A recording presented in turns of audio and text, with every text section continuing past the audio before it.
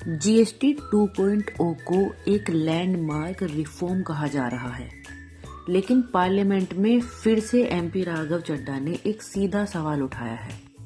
सवाल ये है, क्या इसका फायदा सच में आम आदमी को हो रहा है? अब पहले तो ये समझते हैं जीएसटी रैशनलाइजेशन का मतलब क्या होता है। राघव चड्ढा का कहना है कि जीएसटी रैशनलाइजेशन का मतलब होता है कि टैक्स रेट सिंप्लीफाई करना, अननेसेसरी बर्डन कम करना और मोस्ट इम्पोर्टेंट चीजें सस्ती करना। पेपर्स को देखें तो जीएसटी रेट कम हुआ है, स्लैब्स भी मर्ज हुए हैं, लेकिन जो हमारा सवाल है वो सवाल ये है कि क्या प्राइजेस भी कम हुए हैं? क्योंकि कंपनी जीएसटी के बेनिफिट्स पास ही नहीं कर रही हैं। राघव चड्ढा का सबसे बड़ा एलिगेशन ये है कि कंपनी जीएसटी का बेनिफिट कंज्यूमर्स तक पास ही नहीं कर रही हैं। अब इस चीज को सिंपल पॉइंट्स में समझते हैं। नंबर 1, जीएसटी रेट कम होता है। नंबर 2, कंपनीज का कॉस्ट कम होता है। नंबर 3, बट जो प्राइस टैग है वो वही का वही रहता है। और इसका रिजल्ट क्या है? इसका रिजल्ट है कि बेनिफिट्स कंपनी अपने प्रॉफिट में रख लेती है, आम आदमी को कुछ भी नहीं मिलता है।